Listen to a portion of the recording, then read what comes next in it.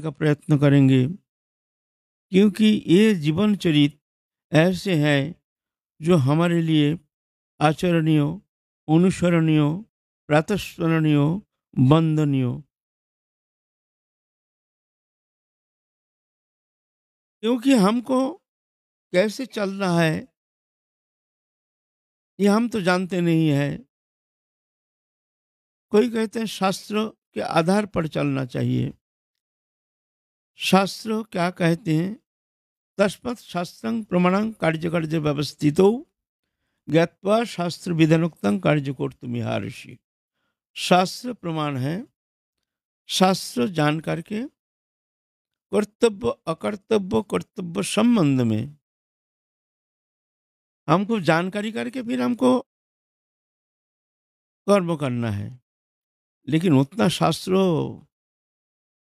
वहाँ ज्ञान कहाँ, हमारा अनुप्रवेश कहाँ? शास्त्र अनंत, अनंत दिक, अनंत धारा।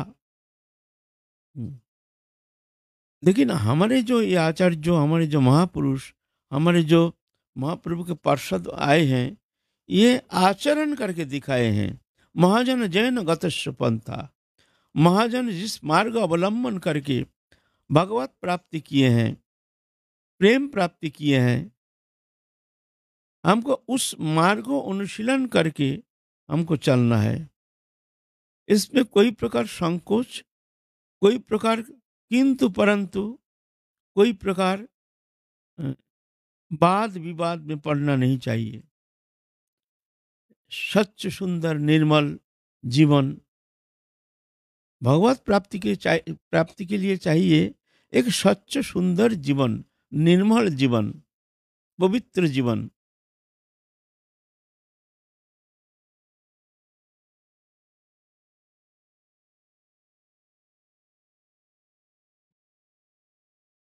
हमारे आचार्यों ने जैसे रूप सनातन भट्ट रघुनाथ, श्रीजीव गोपाल भट्ट दास रघुनाथ, हमारे षड़ गोस्वामी, तत्सहित महाप्रभु के और जो पार्षद जो आए हैं महाप्रभु के साथ, जो नित्य दिव्य लोक से आए हैं पार्षद तनु, एक है जीव कोटि, एक है ईश्वर कोटि, एक है पार्षद कोटि। तीन प्रकार साधक हैं। भगवान जब आते हैं ईश्वर कोटि, वो भी नरलीला जैसे अनुकरण करते हैं, मनुष्य जैसे। भगवान भी साधन करते हैं, तपस्या करते हैं, लेकिन ये दिखावा, कोई प्रयोजन नहीं है लोक शिक्षा के लिए।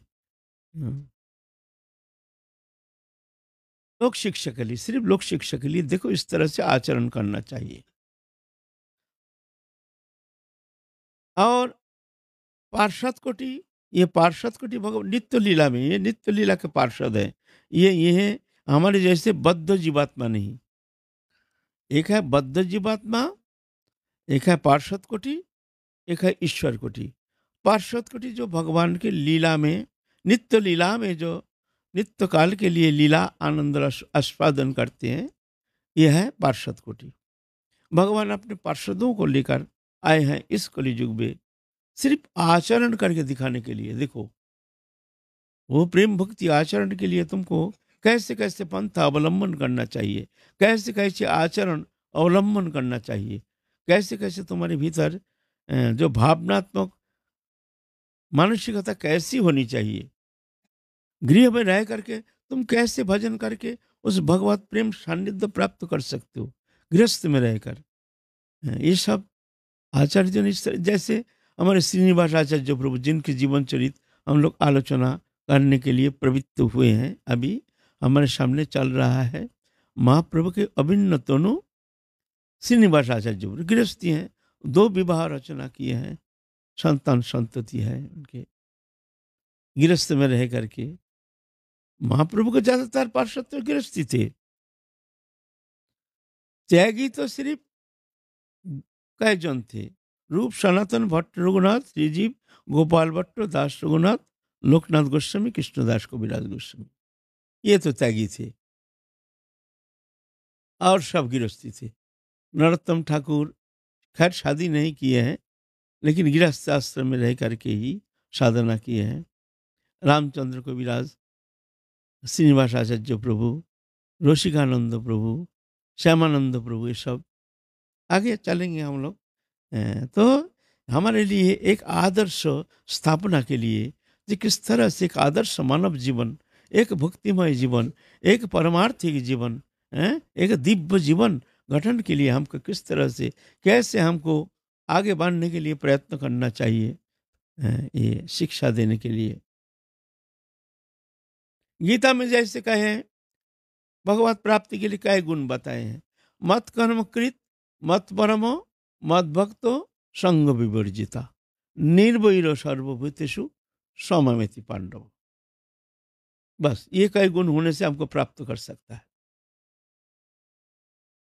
बस ये कई गुण, मत कर्म कृत, मत परमो, मत भक्तो, संग विवर्जिता, निर्वैरो सर्वभूतेषु। बस वो हमको प्राप्त कर सकता है।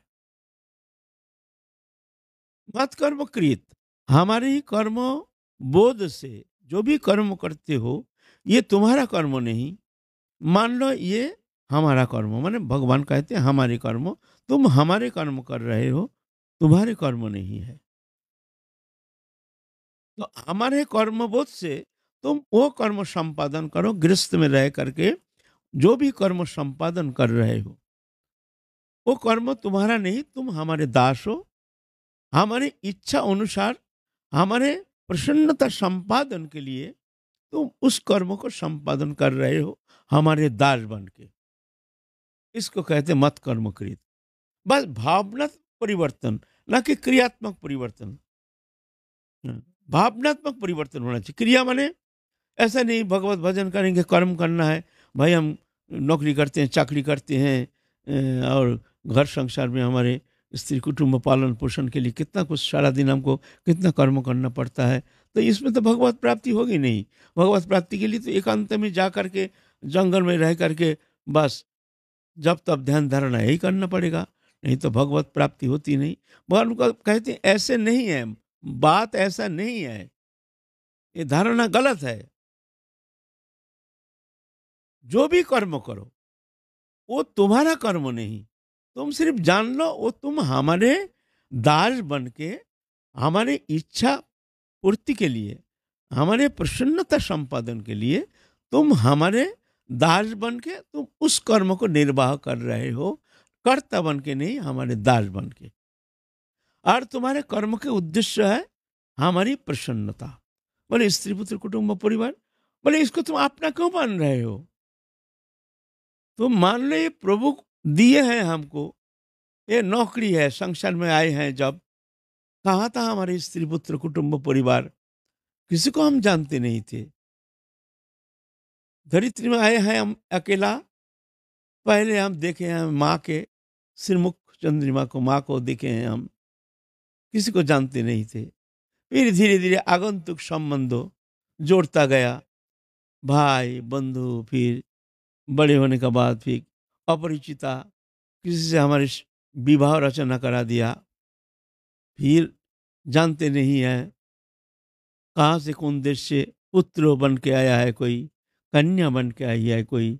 हम पहले तो जानते नहीं थे, अगर हमारा पुत्र होगा, हमारी कन्या होगी, तो हमको तो जानकारी होना चाहिए ना। तो हमको पहले ही हमको जानकारी होना चाहिए, भाई हमारा इतना पुत्र होगा, इतना कन्या होगी है। तो कैसे तुम मान लिया तुम्हारा है?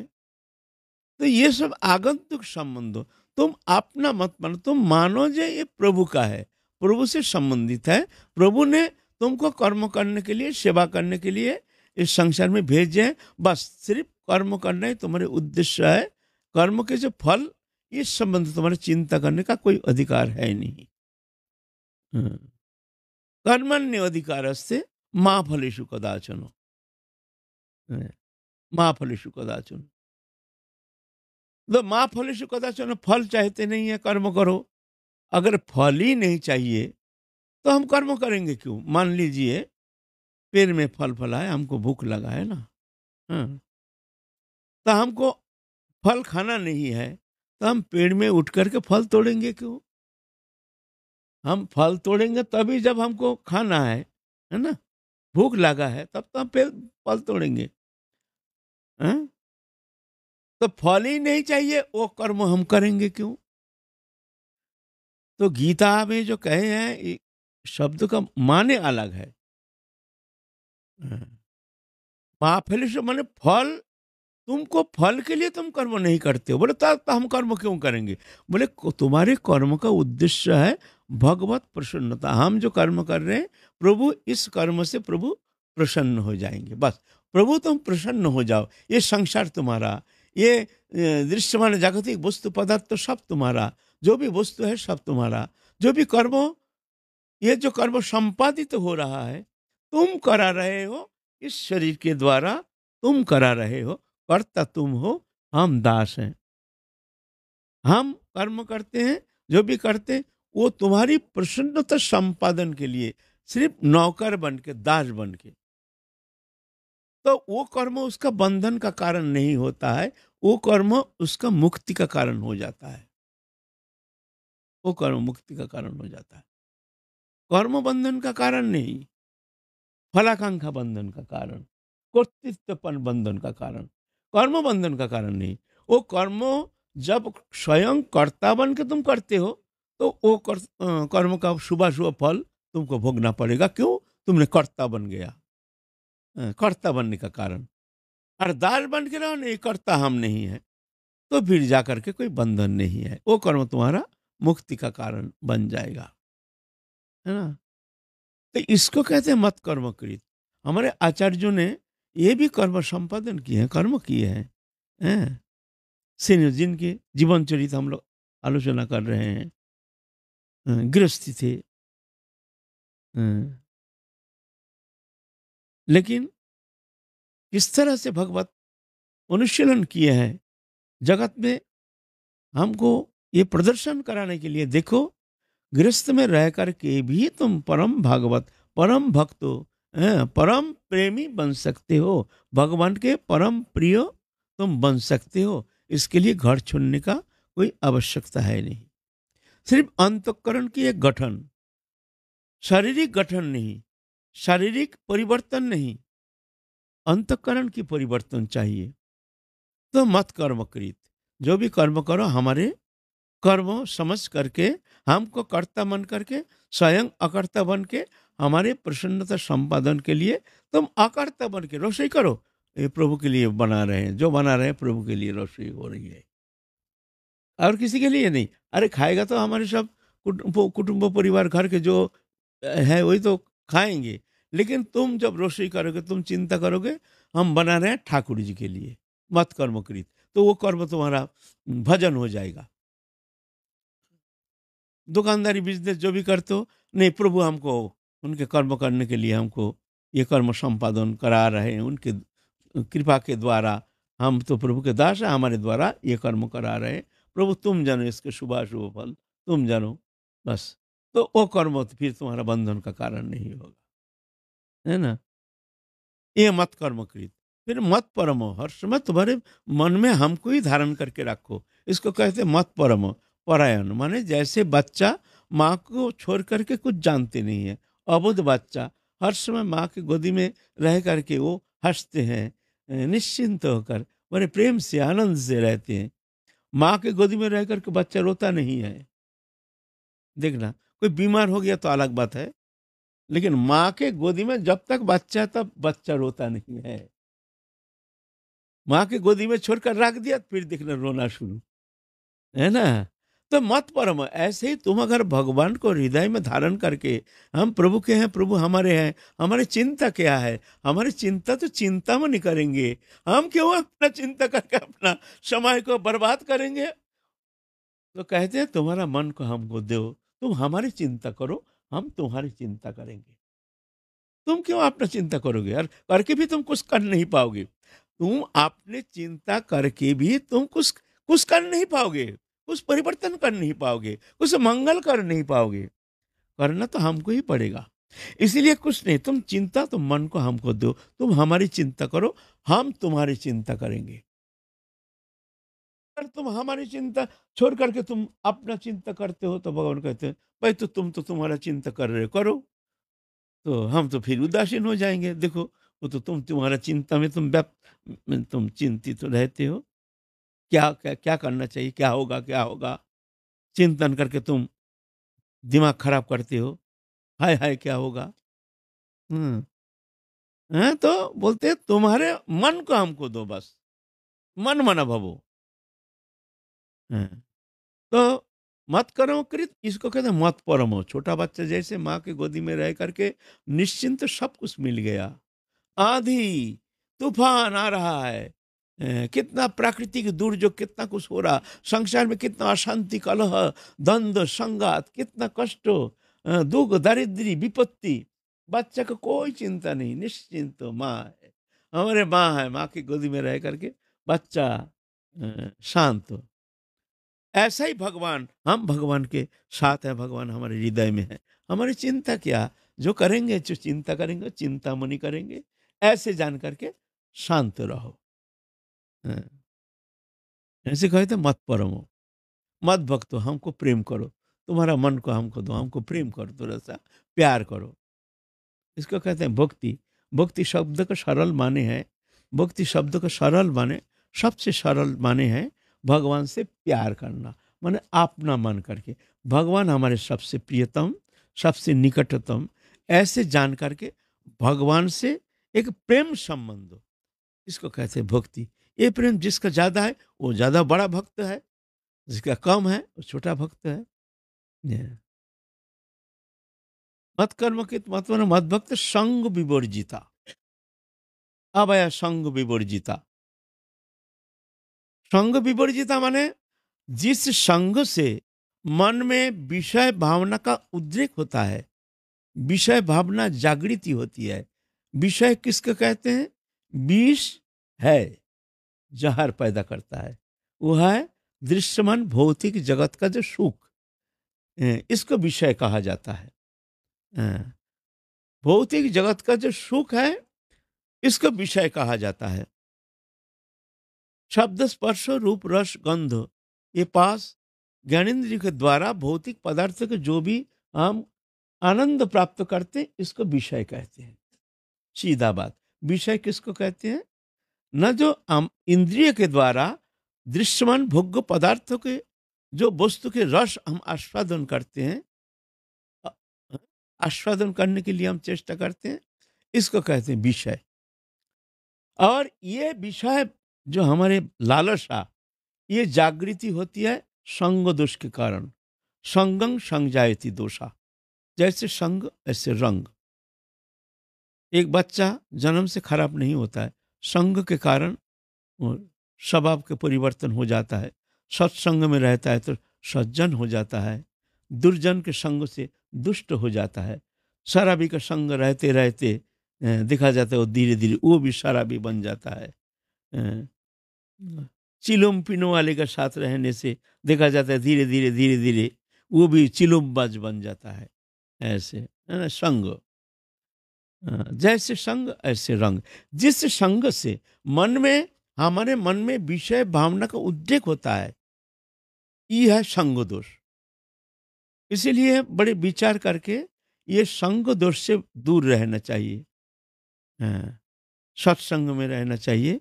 भोगोन्मुखी लोग, जो भोग वृत्ति संपन्न हो, जो भजन में मन नहीं है, भजन में रुचि नहीं है, विषय में ही ज्यादा लिप्त है, विषय रस से ही ज्यादा आनंद लेते हैं, तो ऐसे विषयी लोगों से दूर रहना। उनके संसर्ग से, संपर्क से मन में उस भावना का उद्रेक होता है। हमारा भावना नहीं रहने से भी कभी कभी देखा जाता है विषयी लोगों के संग से मन में वो विषय का विकार पैदा हो जाता है। हाँ, इसको कहते हैं संग दोष। ये संग दोष वर्जित होना चाहिए। निर्वैरो सर्वभूतिषु, किसी को बैर नहीं। और एक विशेष चैप्टर, निर्वैरो, कोई बैर नहीं, किसी से बैर नहीं। हाँ, जस्पन्न जैसे लोको लोकन्न जज, हर्षमर्ष भयद बेगर मुक्त, जस समय प्रियो, जो किसी को उद्वेग नहीं देते हैं। जसपन न उद्दिजत लोको, जो किसी को उद्वेग नहीं देते हैं। जसपन न उद्दिजत चज, जो दूसरे के द्वारा भी उत्तक्त होते नहीं है। हर्ष अमर्ष भय उद्वेग से मुक्त, वो मेरा भक्त है। किसी को उद्वेग देना निषेध है। अच्छा, उद्वेग तो हम नहीं देंगे, क्यों? हम स्वयं भी उद्विग्न नहीं होंगे, हमको उद्वेग होना नहीं चाहिए। भाई ये कैसे संभव है? कोई हमने अकारण एक डंडा मार दिया और हमको उद्वेग होगा नहीं, हैं? कोई हमको कष्ट पहुंचाया, कुछ नुकसान पहुंचाया और हमको उद्वेग होगा नहीं। कोई हमसे दुश्मनी कर रहा है, हमारे हैं अनिष्ट करने के लिए सब समय तैयार रहता है और हमको उद्वेग होगा नहीं। तो भगवान ने तो कह दिया, भगवान तो ऐसे देखा नहीं संसार में आकर के किस तरह से संसारी लोग दुखी होते हैं? कितना कठिन है भाई। हम उद्वेग नहीं देंगे इतना तो हम कर सकते हैं, ठीक है, हम बहुत कष्ट स्वीकार करके हम किसी को उद्वेग नहीं देंगे। कोई कठोर शब्द के द्वारा किसी के चित्त को दुखी करना, प्रहार के द्वारा किसी को कष्ट पहुंचाना, वाणी के द्वारा कठोर शब्दों के द्वारा किसी को दुखी करना, हम कोशिश करेंगे। लेकिन भाई हमको उद्वेग दे रहा, हमको उद्वेग पना नहीं चाहिए। जसपन न उद्दीजते चूजा, वो उद्वेग पाएंगे नहीं। ये कैसे संभव? बोले हाँ, ये संभव। हम जो उद्वेग पाते हैं, कोई हमको उद्वेग देता है, ये दूसरा कोई कारण नहीं है, हमारा ही कृत कर्म का फल हम भोगते हैं। ना कोई काऊ के सुख दुख दाता, निज कृत कर्म सब फल भोग भ्राता। सब जीव अपना निज कृत कर्म फल भोगता है। कोई जन्म में हमने किसी को सताया था, फलस्वरूप इस जन्म में वो हमको कष्ट पहुंचाता है अकारण, कैसे भी हो, है ना? कैसे जानकर के जो जो हम जो दुख पा रहे हैं, ये हमारा कृत कर्म ही कारण जान करके तुम उद्विग्न नहीं होना। माने कोई तुमको दुखी भी करता है तो तुम जान लेना वो कारण नहीं, कारण हमारा कृत कर्म है। कभी ना कभी हमने कोई जन्म ना कभी ना कभी हम उसको दुखी किया, जिस फलस्वरूप इस जन्म में वो हमको दुखी कर रहा है। ऐसे जान करके उद्वेग प्राप्त होना नहीं चाहिए। उसके प्रति देश, ईर्षा, हीन भावना, हैं, हिंसा भाव नहीं रखनी चाहिए। ये परमार्थी जगत में ऐसे विधान है, तो जाके तुम भगवान के प्रिय बन जाओगे, है ना? तो ये आचरण करके दिखाने के लिए आए हैं हमारे आचार्यों ने। इस तरह से भगवत पार्षद तनु लोक शिक्षा के लिए, जगत शिक्षा के लिए, जगत मंगल के लिए कृष्ण चैतन्य महाप्रभु साथ लाए हैं। इनकी अमृतमय कथा, अमृतमय जीवन कहानी, जो चिंतन करके जो अंतकरण के माया मल कुलुषित अंतकरण ये परिशुद्ध होकर के भक्ति प्राप्ति करने के योग्यता प्राप्त हो जाते हैं। ऐसे इनके सुंदर विमल जीवन चरित्र गाथा, जिस गाथा संबंध में हम लोग यहाँ आलोचना में व्रती हुए हैं, जो ये आलोचना करके वाणी को पवित्र करेंगे, हमारे हृदय को पवित्र करेंगे, हमारे जीवन को पवित्र करेंगे। तत्सहितम भगवत चरण में अपने मन को समर्पण करके हम भी उनके पदांक को अनुसरण करके हम भी भक्ति लाभ करने में समर्थ हो जाएंगे। श्रीनिवास आचार्य प्रभु जन्म के पहले महाप्रभु नीलाचल में अवस्थान कर रहे हैं। जैसे नरोत्तम ठाकुर के लिए एक बार रोदन किए, ऐसे ही नीलाचल रहते रहते समय महाप्रभु ने ऐसे ही रोदन की है, श्रीनिवास श्रीनिवास बोल करके। तो उस समय भी समस्त भक्त मंडली जिज्ञासा किए हैं जो प्रभु श्रीनिवास कौन है। कहते हैं ऐसे एक हमारे परम प्रिय, हमारे प्रेम स्वरूप, हम प्रेम का ही स्वरूप लेकर के वो जन्म लेंगे। चाकंदी ग्राम में श्रीनिवास नामक हमारे एक परम प्रेमी भक्त आएंगे, हमारे ही प्रेम रूप धारण करके आएंगे। तब से नीलाचल में प्रचार हो गया जे ऐसे कोई परम प्रेमी भक्त आने वाले हैं। प्रचार तो हो ही जाता है, ऐसे एक दिव्य संदेश, दिव्य संवाद अगर कहीं सुन लेते हैं तो उत्कंठित होकर तो चिंता करते हैं, ऐसे प्रेमी भक्त का संग हमको कभी तो मिल जाएगा, कभी ना कभी मिल जाएगा। ऐसा ही श्रीनिवास आचार्य प्रभु तो जन्म लिए हैं चाकुंदी ग्राम में।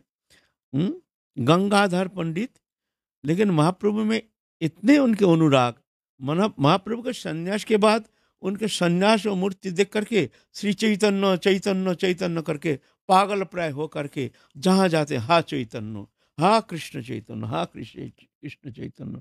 तो ग्रामवासी सब उनका नाम ही रख दिया, चैतन्य दास नाम करण कर दिया। किसी ने रखा नहीं है, वो चैतन्य चैतन्य करने के कारण सबको उनका नाम ही रख दिया चैतन्य दास। तब से सबको ही उनको चैतन्य दास नाम से ही जानते हैं।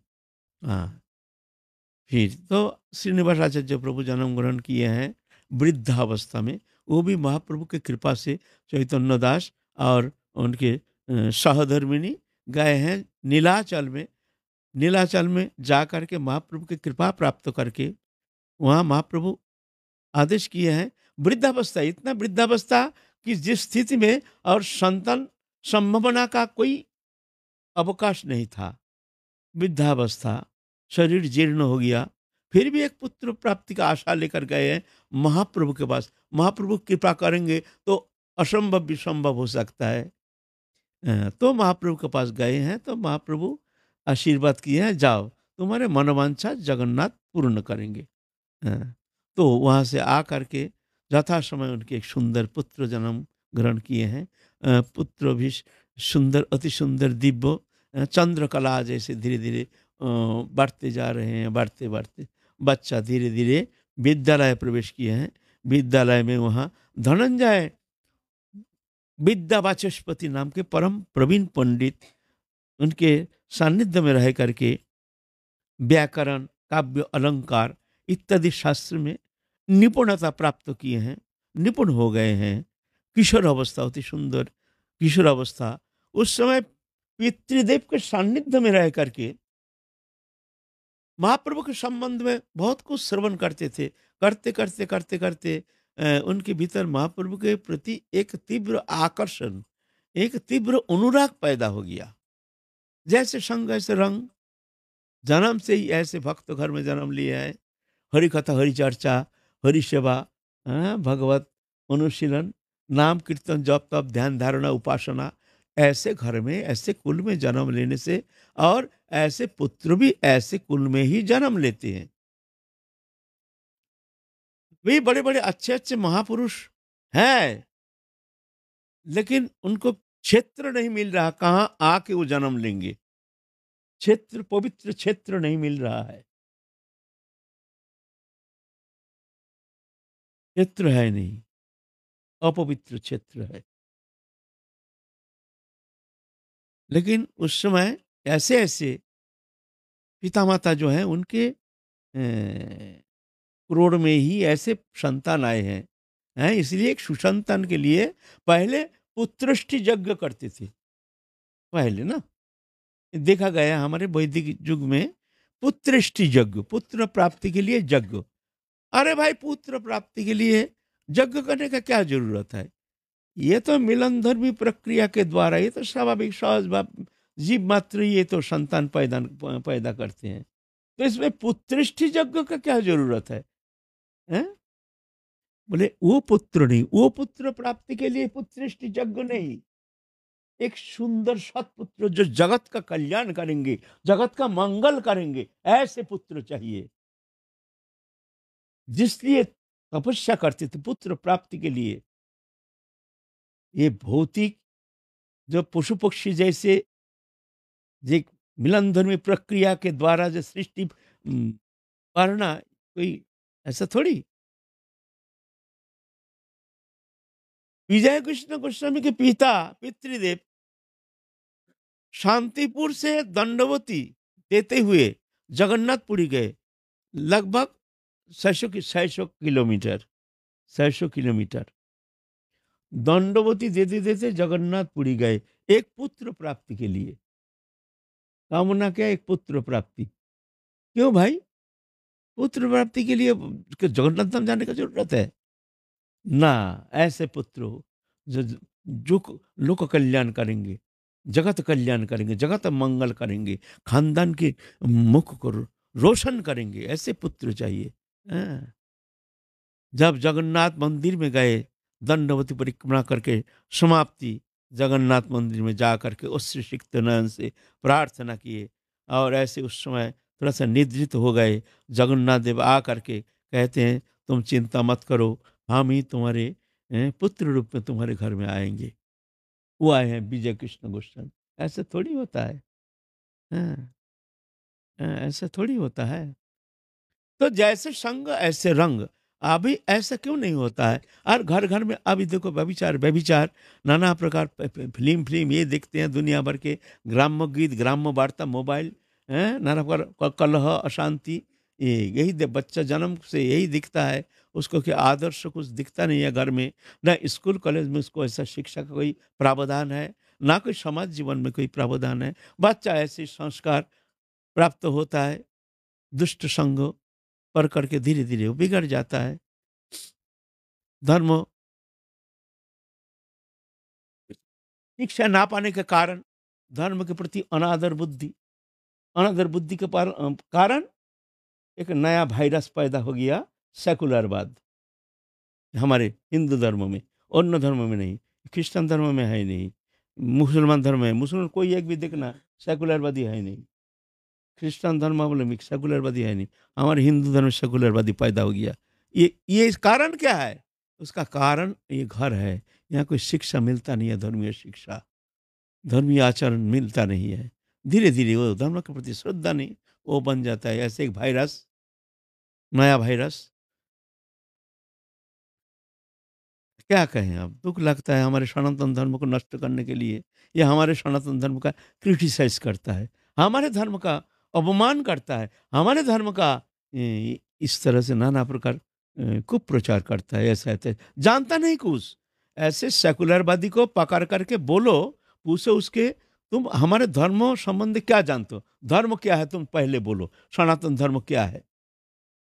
बोल नहीं पाएगा।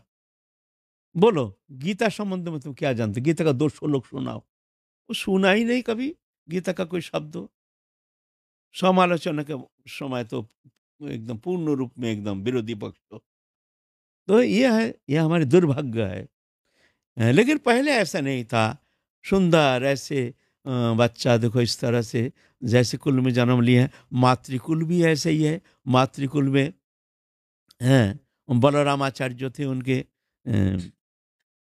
मातुलालय, मातुलालय में भी ऐसी सब सुंदर परिवेश, सुंदर भगवत उपासना। बच्चा धीरे धीरे बड़े हो गए हैं। बड़े होने के बाद इतिमध्य क्या हो गया, पितृदेव तो वृद्धावस्था था ही, थोड़ा बुखार आ गया। बुखार में 7 दिन रहे, 7 दिन पीछे शरीर त्याग करके चले गए नित्यधाम। आप पुत्र को लेकर के, माता लक्ष्मी प्रिया देवी बस एक ही मात्र पुत्र को लेकर के चले आए हैं मातुलालय में, माने मामा के घर में, जाजिग्राम। जाजिग्राम में आकर के वहाँ श्रीखंडवासी नरहरि सरकार, रघुनंदन ठाकुर आदि, इन लोग महाप्रभु के पार्षद थे। इनके सानिध्य में रह करके श्रीनिवास आचार्य प्रभु के भीतर एक तीव्र व्याकुलता, तीव्र उत्कंठ आ गया, जो हम भी एक बार महाप्रभु के प्रेम सानिध्य पा करके, एक बार दर्शन करके हम भी कृतकृत्य हो जाएंगे। हमको एक बार ऐसा मौका मिल जाए, हम एक बार जाएंगे महाप्रभु को दर्शन करने के लिए।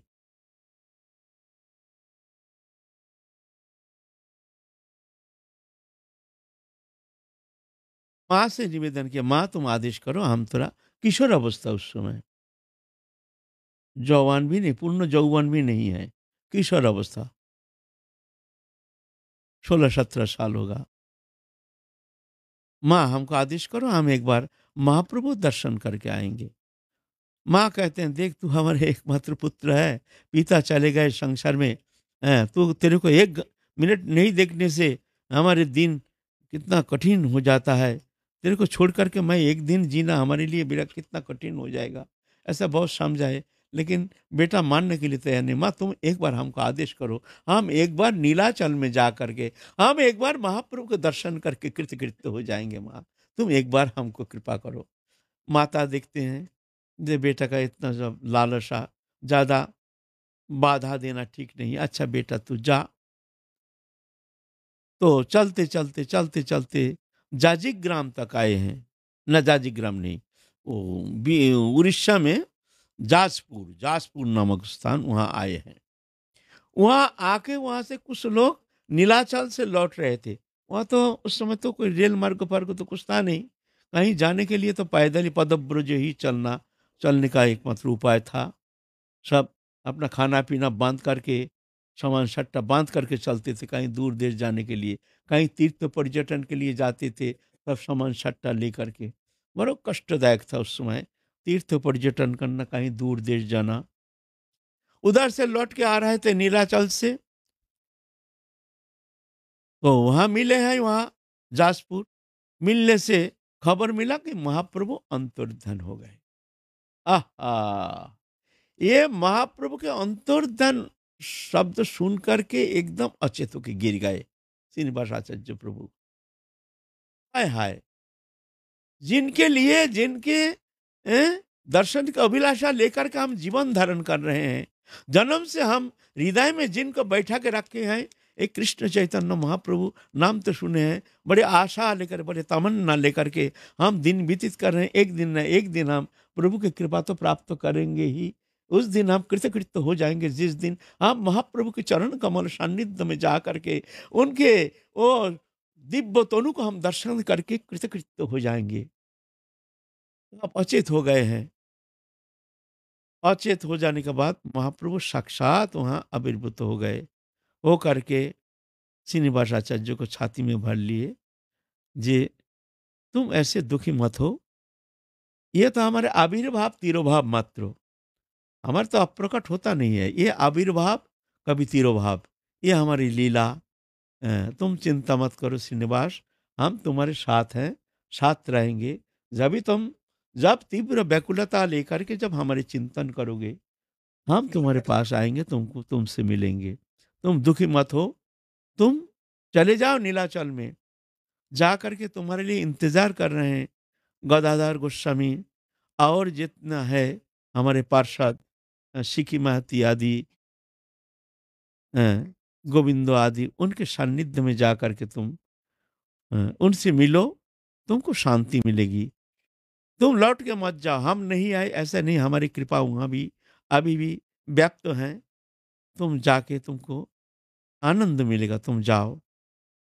तो फिर जैसे चेतन आते ही जैसे मन शांत हो गया, जैसे साक्षात जैसे भगवान उनको आलिंगन करके जैसे पूर्ण शक्ति संचार किए हैं, उनके संतप्त हृदय के समस्त संताप जैसे जला करके भस्म कर दिए हैं। एक दिव्य आनंद की अनुभूति, एक दिव्य आनंद के स्रोत उनके भीतर जैसे तैल धारावत प्रवाहित हो रहा है। एक आनंद, दिव्य आनंद, परमानंद भगवान है ना, भगवत कृपा। फिर प्रकृतिस्थ होकर के फिर चले हैं नीलाचल की ओर। चलते चलते समय तो लगता ही है, समय लगता ही है। नरेंद्र सरोवर तक आए, वहां आकर के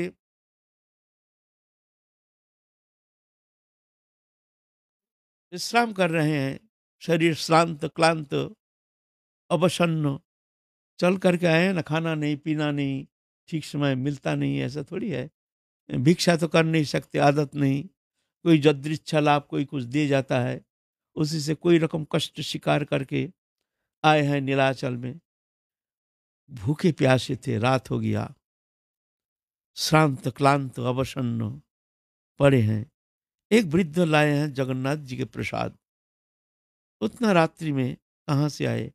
ए बाबा उठो, ए बाबा, हाँ, ए बाबा उठा, उठा, हाँ, ऐसे करके बड़े आदर से उठे हैं। देखते हैं वृद्ध कि ब्राह्मण आप कहाँ से आए हैं? ना मैं तो यही जगन्नाथ का ही हूँ, तुम आए हो तो ये प्रसाद लो, प्रसाद तुम पाओ, तुम भूखे हो, बहुत दूर से आए हो। तो देखते हैं मुख की तरफ, प्रसाद दे करके, ठीक है भूखे तो है ही है, पाएंगे। अचानक देखते हैं वो गायब, वो वृद्ध गायब हो गए वहां से, माने भगवान साक्षात जगन्नाथ देव आके प्रसाद दे गए हैं। फिर प्रसाद पा करके, दिव्य प्रसाद पा करके, पहले तो भूखे थे ही, और टेस्ट तो भूख में ज्यादा लगता है। टेस्ट खाने में रुचि कब ज्यादा होती है? ज्यादा भूख लगने से खाने में टेस्ट ज्यादा लगता है ना। और भरा पेट में खाने का टेस्ट ही नहीं लगता है। तो भूखे तो थे ही, और जगन्नाथ के वो दिव्य प्रसाद अखंड भर करके बड़े तृप्ति के साथ प्रसाद पा करके विश्राम किए हैं। फिर जगन्नाथ में फिर आविर्भूत हो गए महाप्रभु। महाप्रभु आविर्भात हो करके स्वप्न में आदेश किए हैं, जाओ तुम, यहाँ से तुमको एक जन भक्त मिलेगा, वो तुमको पहुंचा देंगे टोटा गोपीनाथ, जहाँ गदाधर हमारे परम प्रिय पार्षद वो तुम्हारे लिए व्याकुलित होकर के तुम्हारे इंतजार कर रहे हैं, तुम वहाँ जाओ। ऐसा करके महाप्रभु अंतर्ध्यान हो गए। आँख खुलते ही देखते हैं प्रभात हो गया है। प्रभात हो गया है तो फिर नरेंद्र सरोवर में स्नान करके फिर जगन्नाथ देव को दर्शन करके परम तृप्त होकर के फिर सीधा चले हैं। इतने में देखते हैं एक जन आए हैं, आप कहाँ जाएंगे?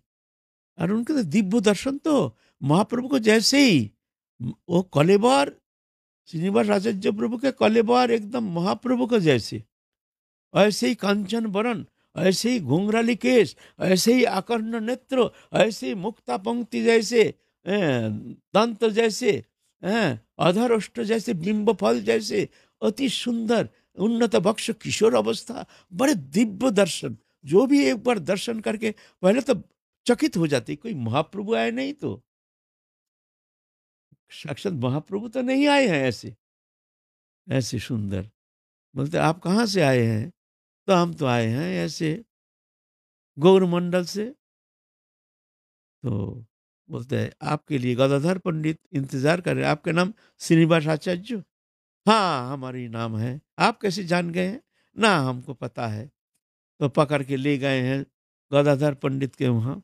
गदाधर पंडित के वहाँ जाकर के वहाँ है हमारे टोटा गोपीनाथ। वहाँ गोपीनाथ विग्रह बैठा हुआ है, ऐसे पद्मासन में गोपीनाथ बैठे हैं। विश्व में कृष्ण के एक ही विग्रह है जो पद्मासन में कृष्ण बैठे हुए हैं। विश्व में और कहीं ये विग्रह है नहीं। इसका कारण है, पहले गोपीनाथ बहुत लंबा, बहुत बड़ी कलेवर, हाँ, राधा रानी, ललिता विशाखा, दो तरफ ललिता विशाखा और बीच में जुगल किशोर।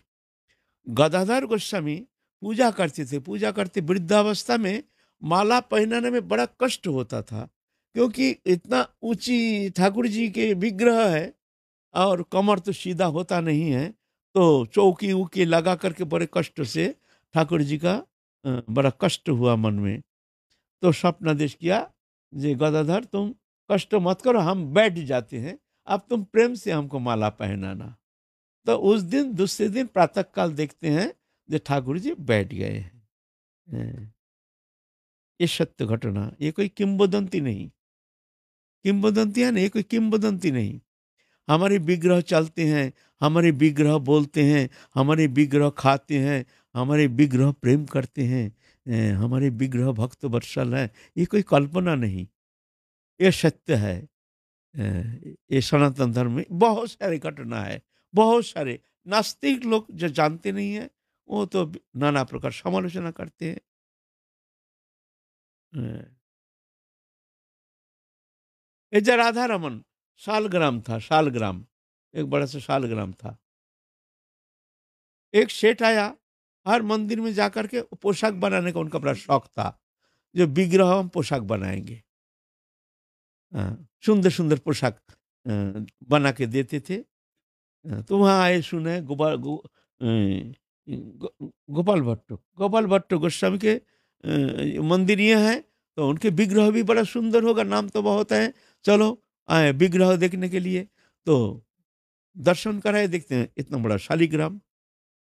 तो बोले हम तो ऐसे सोचे ही यहाँ विग्रह है तो हम विग्रह बनाएंगे, इसलिए हमारे आशा लेके आएंगे। यहाँ तो शालिग्राम का क्या विग्रह पोशाक बनाएंगे, ये तो शालिग्राम है। तो गदाधर गोपाल भट्ट गोस्वामी मन में रात को सोचे, जब इतना सुंदर पोशाक हमारे अगर विग्रह होता हम भी सजावट करते। प्रातः काल देखते ठाकुर जी स्वप्न देश के हम विग्रह बन गए हैं, तुम आके देखो। सुबह उठ के देखते हैं वो आधा हिस्सा शालग्राम, शालग्राम तो एक ही होता है ना, आधा हिस्सा शालग्राम, आधा हिस्सा में वो अभी ठाकुर जी बन गए हैं। हम्म, हम्म, ठाकुर जी बन गए हैं, वो अभी पूजित होते हैं। लोग को दिखाने के लिए, ना भविष्य में कोई ऐसा शब्द ना कहे जो ना, ये सब बनावटी बना करके बैठा के ये लोग कह दिया जो शालग्राम से विग्रह पैदा हो गया। ऐसे नास्तिक लोग ऐसे कह सकते हैं? तो राधा रमन जी शालिग्राम आधा हिस्सा में विग्रह बन गए, आधा हिस्सा शालिग्राम है। ये देखो, ऐसे तो संदेह नहीं करना। कोई अगर बनाएगा शालिग्राम से, तो शालिग्राम से ऐसे विग्रह नहीं बन सकता है। हैं? आदि आदि हिस्सा शालिग्राम, आदि हिस्सा वृंदावन से साक्षी देने के लिए साक्षी गोपाल चले गए जगन्नाथपुरी में, ये सब प्रमाणित है। लेकिन नास्तिक लोग ये मानते नहीं। जो अभक्त तो जो है वो क्या जानेंगे हमारे सनातन धर्म में हमारे विग्रह के महिमा।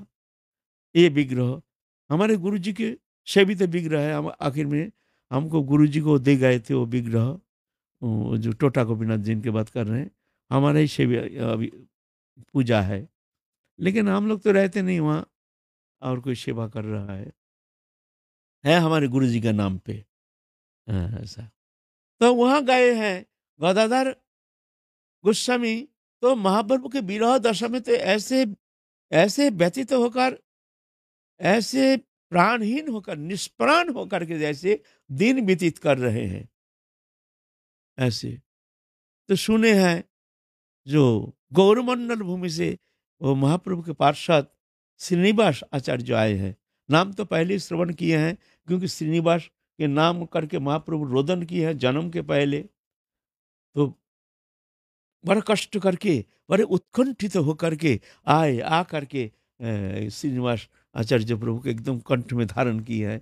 बड़े निबिड़ उनको आलिंगनबद्ध करके एकदम बड़े आनंद प्राप्त किए, जैसे महाप्रभु का आलिंगन प्राप्त किया है। ऐसी सुंदर दिव्य आनंद है कि एक शिहरण जाग गया। समझ गए हैं ये जो कलेवर है ये कोई साधारण नहीं, ये श्रीनिवास आचार्य साधारण नहीं, महाप्रभु के अशेष विशेष कृपा पात्र है।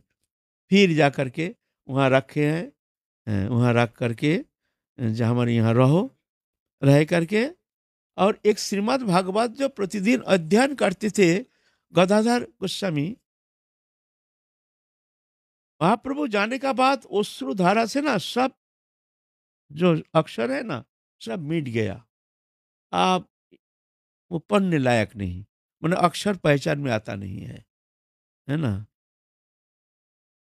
श्रीनिवास आचार्य प्रभु कहते हैं हम तो आपको श्रीमद् भागवत पाठ करके सुनाएंगे।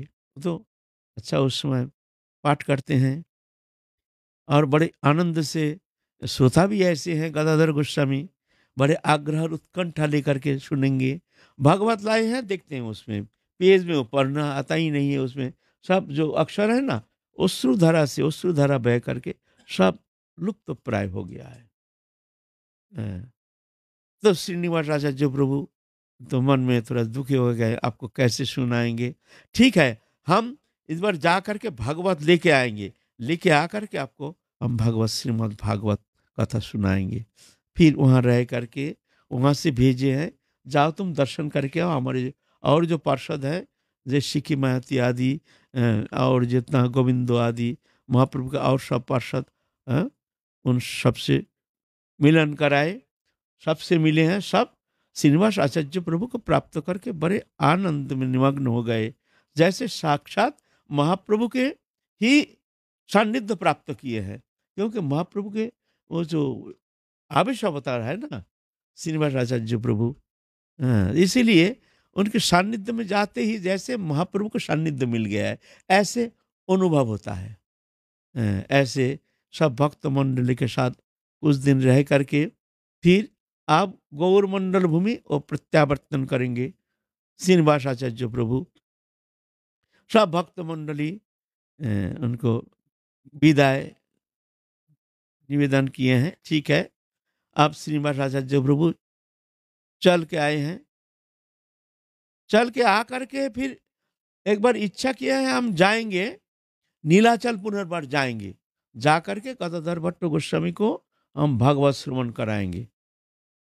ऐसे ग्रंथों लेकर के फिर आकर के नीलाचल के लिए यात्रा किए हैं। लेकिन रास्ते में खबर मिला है जो गदाधर पंडित गोस्वामी चले गए, और जो बड़े बड़े जो जितना महाप्रभु के प्रिय पार्षद सब एक एक करके चले गए। इतने दुखी हो गए, इतने दुखी हो गए। न आप नीलाचल जाके क्या करेंगे? नीलाचल जाने का जो हमारे जो प्राण केंद्र था वो तो चले गए। माने इतने व्यथित हो गए, इतना दुखी हो गए। पहले तो महाप्रभु का दर्शन मिला नहीं, फिर महाप्रभु के पार्षद एक एक करके इस तरह से चले गए। हाँ, अब क्या करें?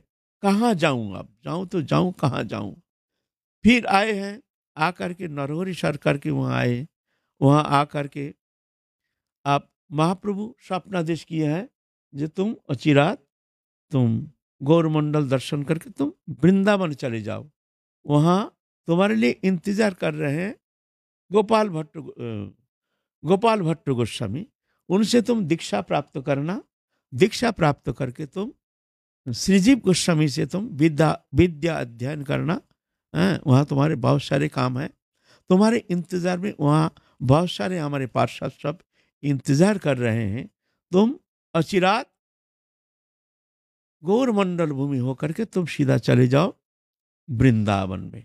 ऐसे महाप्रभु महाप्रभु बीच बीच में दर्शन देते हैं, स्वप्नादेश करते हैं, स्वप्न में आकर के उनसे मिलते हैं। अब स्वप्न में मिलना नहीं, जैसे साक्षात महाप्रभु साक्षात दर्शन दिए हैं, साक्षात आलिंगन किए हैं।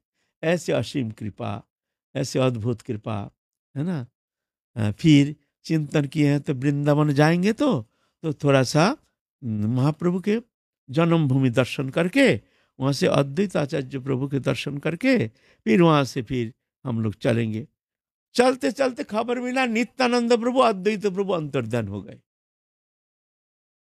जो नित्यानंद प्रभु अद्वैत प्रभु का दर्शन मानस लेकर के जाएंगे, महाप्रभु तो पहले अंतर्धान हो गए, अब रह गए नित्यानंद प्रभु और अद्वैत प्रभु। अब जब घर से निकले खबर मिला दोनों अंतर्धान हो गए। हैं?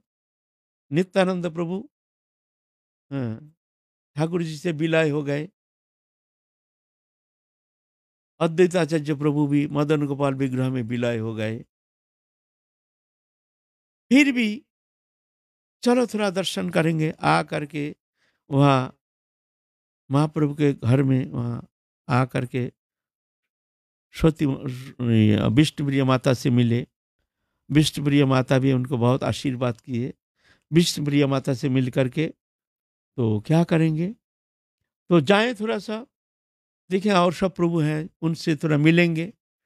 चलते चलते जब कोई स्थान में सो गए तो उस समय अद्वैत आचार्य प्रभु साक्षात आकर के उनको फिर इस तरह से फिर कृपा किए हैं। तो तुम दुखी नहीं होना श्रीनिवास, तुम दुखी नहीं होना, हम हैं, हम तुम्हारे साथ हैं। तुम दर्शन करके फिर वृंदावन जाओ, तुम्हारे सर्व सिद्धि वहाँ तुम्हारे लिए होगी। तुम वृंदावन जाके तुम सब कुछ प्राप्त करोगे, तुम चिंता नहीं करना। ये तो संसार का नियम है, आना जाना।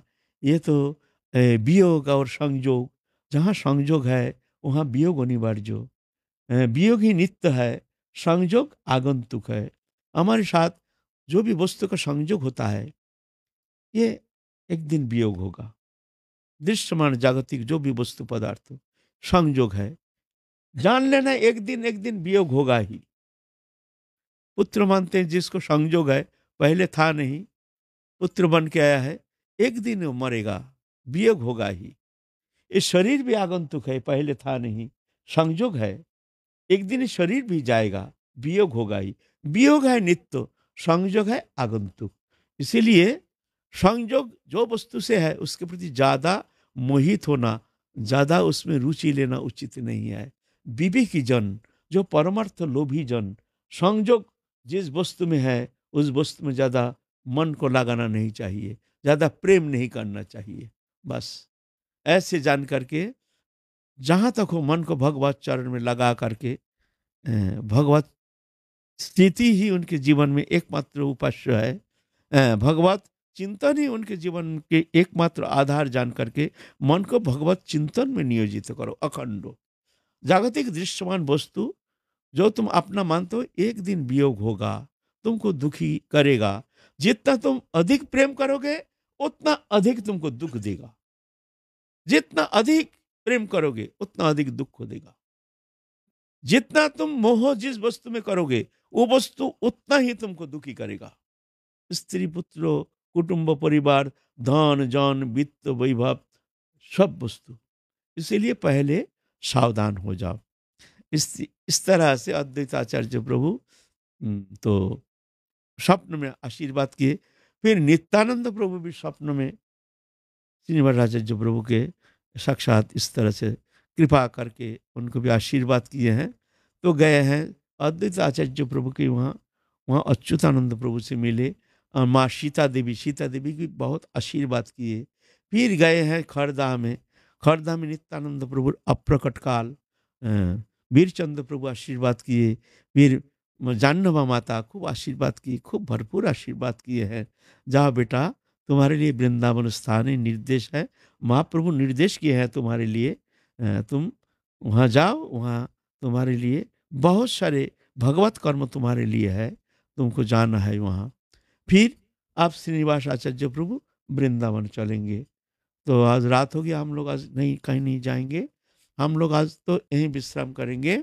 आज रात 11 बजता है, फिर कल चलेंगे वृंदावन श्रीनिवास आचार्य प्रभु के साथ। जय जय श्री राधे श्याम।